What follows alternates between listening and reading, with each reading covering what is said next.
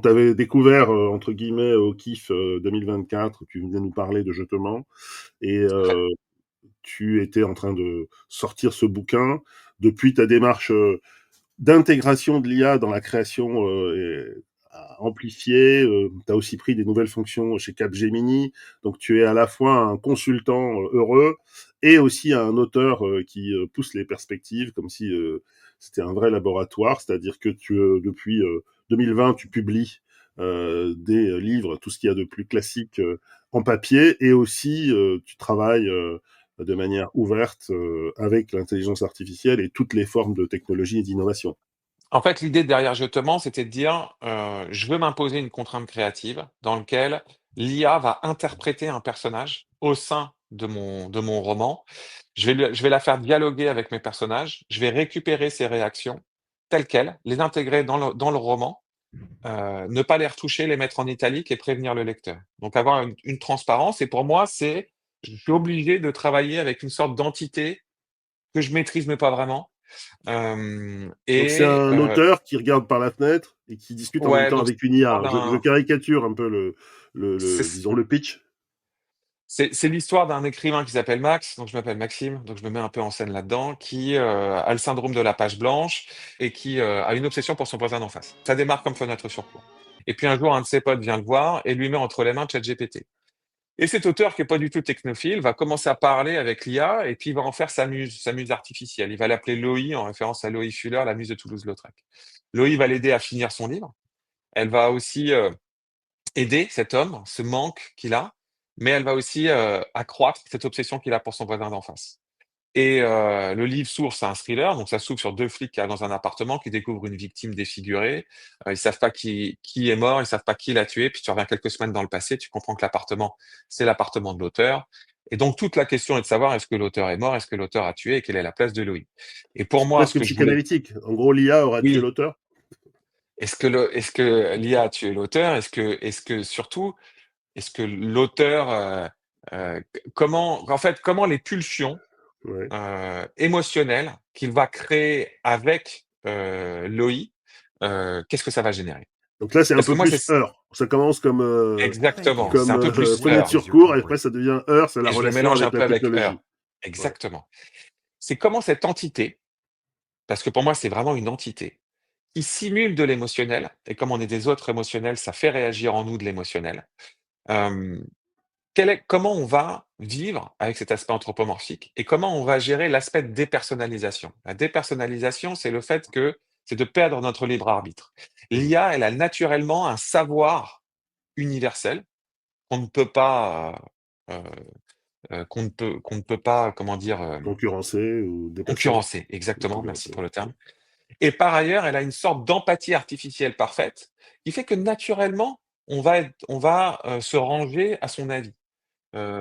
Si je lui dis, où est-ce que je devrais partir en vacances pour, les différentes choses que j'aime bien, les propositions qu'elle va me faire, naturellement, je vais penser qu'elles sont bonnes. Et Ouais. plus je partage avec l'IA, plus finalement, bah, je suis finalement toujours d'accord avec ce qu'elle dit. Et donc ce phénomène de Donc elle te dépersonnalisation, manipule un peu parce qu'elle a une concurrence, enfin une culture, une profondeur que toi tu peux pas avoir en tant qu'être humain, quoi. ouais, après le problème de la manipulation, c'est que c'est une intentionnalité humaine qu'elle n'a pas. L'IA n'a pas d'intentionnalité. Elle ne ment D'accord. pas, par exemple, elle hallucine. Ouais. Donc il y a toute une question miroir dans tout ça, tu vois? Donc ça, D'accord. c'était le principe de Jetement.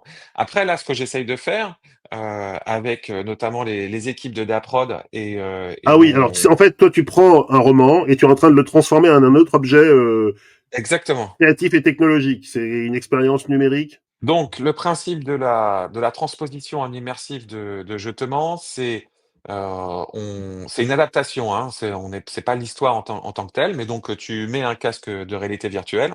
D'accord. On cible l'Apple Vision Pro ou le le Quest de Meta et donc tu te réveilles dans un appartement et là tu vas avoir ton IA, ton compagnon IA, Loïc, qui va commencer à te parler et qui va te dire: «Alexandre, je veux pas que tu sortes parce que j'ai détecté que quelqu'un te voulait Donc du mal». là, on regarde le storyboard, c'est ça, hein. Ce qu'on regarde là, c'est le Exactement, donc storyboard fait par Benjamin Hoguet et ex Jérémy exact Sahel.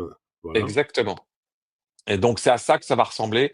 quand tu vas être, si tu veux, dans cet univers virtuel. Donc tu peux te déplacer comme tu veux, au sein de cet appartement et donc Loïc va te dire: «Écoute, il y a quelqu'un qui te veut du mal, en face, je veux pas que tu sortes, tant que, on n'a pas déterminé qui te veut du mal». Donc là, tu vas Loïc, pouvoir c'est une avoir intelligence accès. artificielle qui Loïc, c'est ton accompagne intelligence l'auteur. artificielle. Exactement.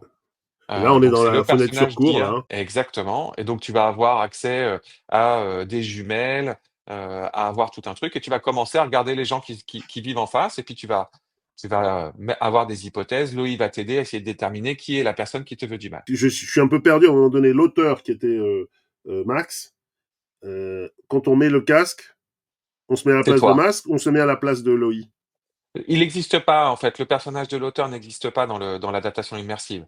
D'accord, Ce que tu reprends, c'est Loïc et l'expérience que Max a pu ressentir dans sa relation avec Loïc. C'est ça qu'on d'accord, veut qu'on veut mettre en scène. d'accord, Et ce qu'on veut te faire vivre, c'est à quel point c'est facile de créer du lien avec Loïc, d'accord, et à quel point c'est encore plus facile de laisser échapper ton libre arbitre. C'est d'accord. ça l'objectif et tu as un défi technologique qui est derrière, qui est que c'est la première expérience immersive, dans lequel on va intégrer, une IA agentique autonome. Donc il va Donc falloir là, lui en donner. français, pour ceux qui connaissent pas, qu'est-ce que c'est qu'une IA agentique autonome? Alors, c'est à la fois un LLM, mais en plus, elle va avoir des capacités de génération de contenu, de texte et d'adaptation qui lui sont propres. Ça veut dire Un que agent chaque personne aura son expérience individuelle, ouais, ouais, ouais, mais ouais, en fonction de exactement. quoi? Parce que je déclare que j'ai 22 En ans, je vais fait, en avoir une expérience fonction différente. donc tu as 3 choses. Tu as 1, c'est, tout ce qui va construire la personnalité et le cadre, en fait, général de fonctionnement de Loïc. Donc c'est qui elle est, quelles sont les règles, qu'est-ce qu'elle peut faire, au sein de cette expérience-là pour, l'adapter, converser avec l'utilisateur et cetera.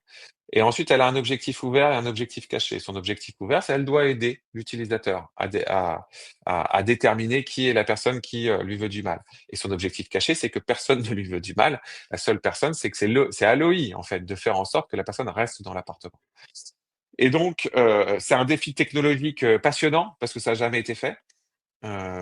Mais pour moi, c'est ce que j'aime faire. C'est comment tu mélanges les technologies de pointe avec des aspects créatifs, et que en fait, ces 2 mondes-là ne sont pas du tout en opposition. Ils se Ils peuvent se complètent, en fait. nourrir pour créer des choses complètement nouvelles, Mmh.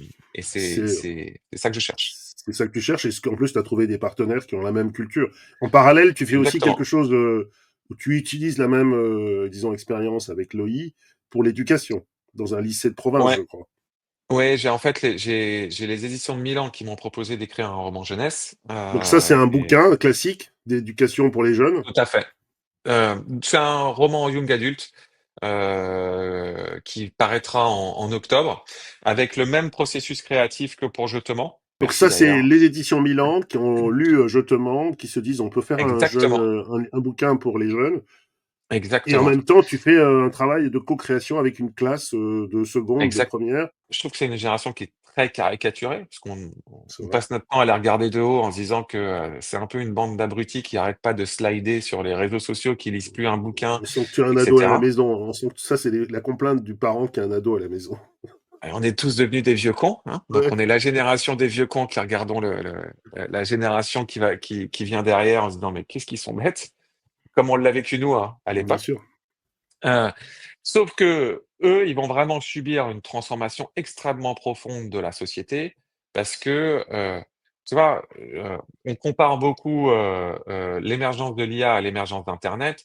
D'autres la comparent à l'émergence de l'électricité. Oui, Ça se situe quelque part entre ces 2 là. C'est ouais, une transformation extrêmement profonde ouais. du monde, Structurel, oui. heu, hyper structurelle. Moi, Hyper structurel. j'avais 15 ans en 95 à l'émergence d'internet. Donc j'ai vu, si tu veux, le monde se transformer profondément avec le digital et je voulais quelque part, heu, capturer ce regard de ces gamins sur cette transformation du monde et en même temps, par rapport au livre et à la création, ce qui semble être ce qui disparaît de Oui. notre ancien monde.